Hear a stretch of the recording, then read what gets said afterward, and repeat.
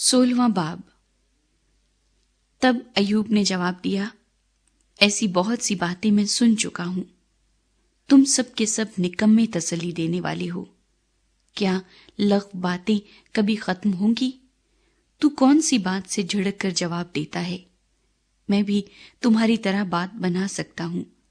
اگر تمہاری جان میری جان کی جگہ ہوتی تو میں تمہارے خلاف باتیں گھڑ سکتا اور تم پر اپنا سر ہلا سکتا، بلکہ میں اپنی زبان سے تمہیں تقویت دیتا اور میرے لبوں کی غمگساری تم کو تسلی دیتی۔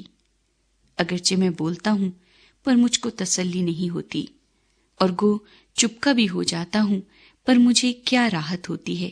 پر اس نے تو مجھے بیزار کر ڈالا ہے، تو نے میرے سارے جتھے کو تباہ کر دیا ہے، تو نے مجھے مضبوطی سے پکڑ لیا ہے، یہی مجھ پر گواہ ہے۔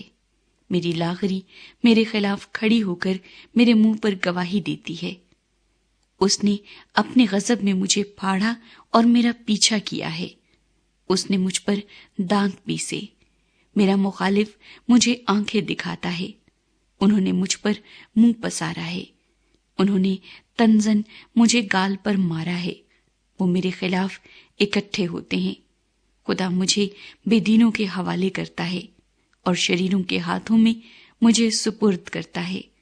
میں آرام سے تھا اور اس نے مجھے چور چور کر ڈالا۔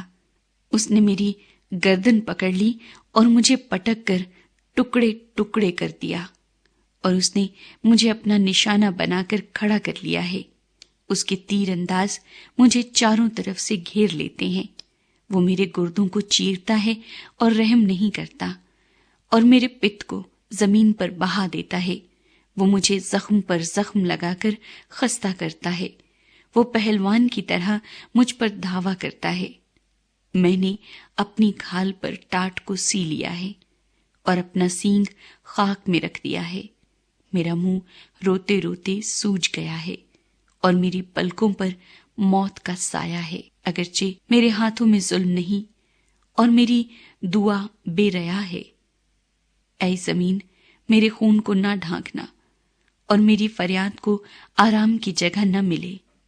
اب بھی دیکھ، میرا گواہ آسمان پر ہے اور میرا ضامن عالم بالا پر ہے۔